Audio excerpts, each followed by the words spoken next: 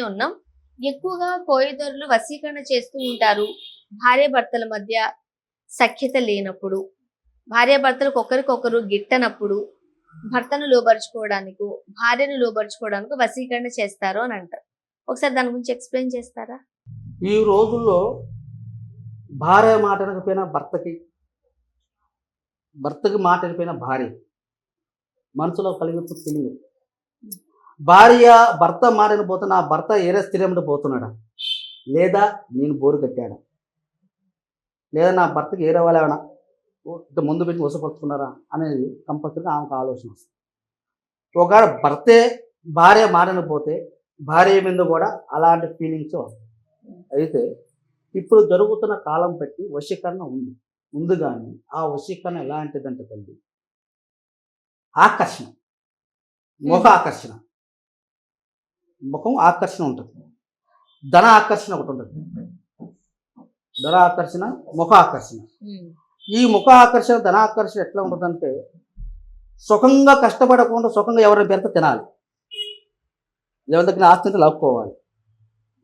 ఇప్పుడు డబ్బున్నాము, ఈమె 10 రూపాయలు ఉంది, ఈమె దగ్గర డబ్బు తినాలి, ఈమె డబ్బు తినాలంటే ఈమె నా మాట వినాలి, ఈమె మాట వినాలంటే నేను వసూలు ఒకరిని చేసుకుంటే స్వామిగా మరుగు ముందు అని అది ఉంటుంది కదా, అవి పెడితే నా మాట ఉంటుంది.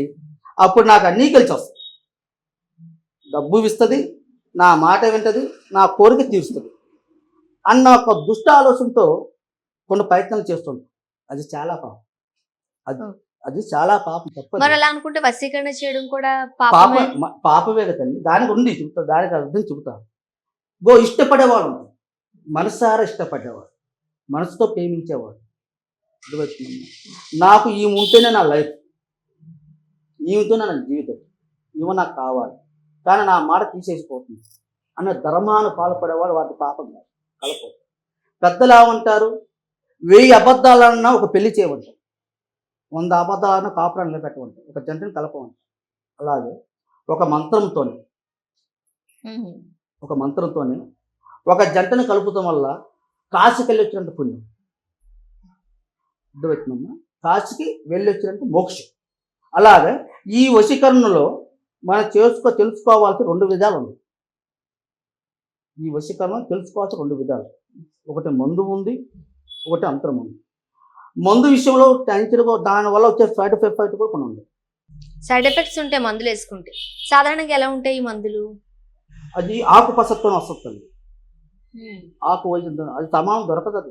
అది చాలా కష్టపడాలి, అది మామూలుగా కాదు. ఆ ఆకుపత్రను తెచ్చేసి మగవాడి మూత్రముతో, మందులో మగవాడి మూత్రము ఉమ్ముతో కలిపేసి పెడతారు.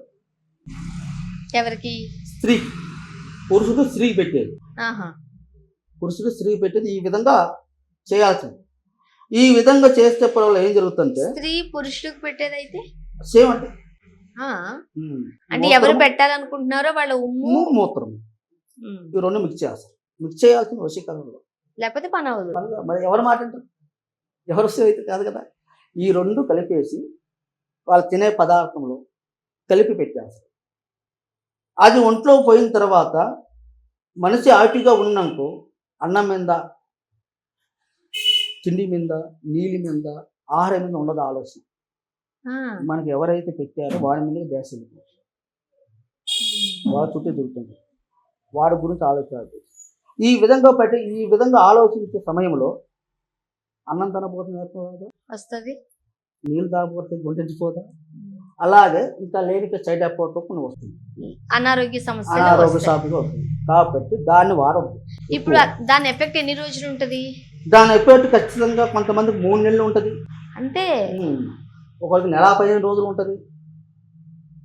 అది 1-2 సార్లు కలవంగానే అయిపోతుంది. ఒకటి మంత్రప్రయోగం చూసేవా, అది శ్వాస మంత్రప్రయోగం. దాన్ని తిప్పుకొచ్చే వరకు అది వాళ్ళ గురించి పోదు. అది సైడ్ ఎఫెక్ట్ రాదు, సైడ్ ఎఫెక్ట్ ఉండదు, మనిషిని లోపరుచుకుంటుంది, మనసుతో మైండ్తో ఆలోచించి దగ్గర అవుతుంది. ఎలా చేస్తారు అది? అది మనం చేసే మంత్రప్రయోగం. అమ్మాయి పొట్టు అబ్బాయి పొట్టు, అంటే అబ్బాయికి అమ్మాయి కావాలన్నా అమ్మాయి అబ్బాయి కావాలన్నా, కావాల్సిన వాడు పొట్టు రావాల్సిన వాడు పొట్టు, ఈ 2 ఫోటోలు పెట్టేసి పౌర్ణానిక అమావాస్య, అది ఏ రోజు ఆ రోజు పెట్టి చేసేది కాదు. ఆ వశీకరణ బంధనం ఒకటి పౌర్ణం, ఒకటి అమావాస్య. ఈ 2 రోజులు చేసిందే ఫలిస్తుంది. ఈ 2 రోజులు తప్ప ఏ రోజు పోతే ఆ రోజు చేసేస్తే ఫలించే పూజ కాదు ఆ వశీకరణ. ఈ 2 రోజులు అమ్మవారి సన్నిధానంలో పెట్టేసి వాళ్ళ మీద మంత్రశక్తిని లేపి వశీకరణ బంధనం చేసి శక్తిని పంపిస్తారు. ఎంత దూరంలో ఉన్నా సరే, ఎంత దూరం ఉన్నా సరే. ఈ శక్తి మంత్రాలు, ఈ వశీకరణ మంత్రాలు ఎప్పుడైతే ఆ మైండ్లో తాగుతాయో అక్కడి నుంచి వాళ్ళ ఆలోచన పడిపోవాలి. అంటే మంత్రంతో జపించిన నీళ్లు ఇవ్వాల్సి ఉంటుందా లేకపోతే ఎట్లా? లేదు నేను మంత్రం చేసి శక్తి పరంగా, అంటే మీరు నాకు ఫోటోలు ఇస్తారు కదా, నేను ఫోటోలు పెడతాను కదా, నేను మంత్రప్రయోగ వశీకరణ మొత్తం అమ్మాయి మీద నేను పంపిస్తానన్నమాట. పంపించేసిన తర్వాత నేను బంధనం చేసిన తర్వాత ఒక రక్ష బంధనం ఒకటి ఇస్తాను అబ్బాయి.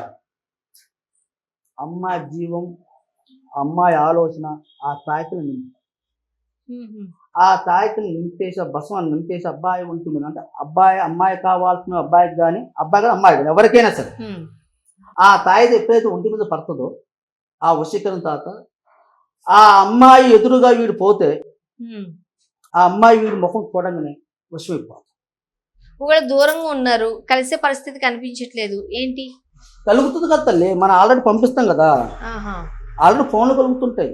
మనం పంపించిన మంత్ర ప్రయోగము ఆమెలో ఆలోచన విధానంలో లేపేసి ఫోన్ ఇప్పుడు మనకు తెలిసిన వాళ్ళ మీద ఉపయోగిస్తాం కదా, తెలియని మంది అయితే ఉపయోగించాం కదా. మాట్లాడే వాళ్ళ మీద ఉపయోగిస్తాం, మాట్లాడే వాళ్ళ ముందు ఉపయోగించాం కదా. మాట్లాడలేని వాడు ఇందాక అని చెప్పాను ఫస్ట్, ఏదో 100 కోట్లు డబ్బు ఉంది ఆమె దగ్గర, ఇట్లా కూడా ఆలోచించుకుంటే జరగవు. ఆమె దగ్గర 100 కోట్లు డబ్బు ఉన్నాయి, ఆమె ఎవరో తెలియదు, ఆమె మాకు కావాలి అనుకున్న చేసే ప్రయత్నం అది ఫలించదు. మనస్ఫూర్తిగా ఏదైతే కోరుకుంటున్నారో, మనసు పూర్తిగా నువ్వు ఏదైతే కోరుకుంటున్నావో, నీకు ఏ స్త్రీ అయితే నేను ఇష్టపడుతున్నావో, ఆమెకు జీవితంతకాలం నేను తోడుగా ఉండాలనుకుంటున్నావో, సదుద్దేశంతో ఉంటే మాత్రమే మంత్రం ఫలిస్తుంది. అది ఉద్దేశంతో ఉంటే ఆ మంత్రం ఫలించదు. ఎంత చేసినా వేస్ట్, అది వేస్ట్. అది అనేది కాని పని, అది చేసినా అది పాపం అవుతుంది. అది పాపం. అలాంటి ప్రయత్నం ఎప్పుడు చేయదు.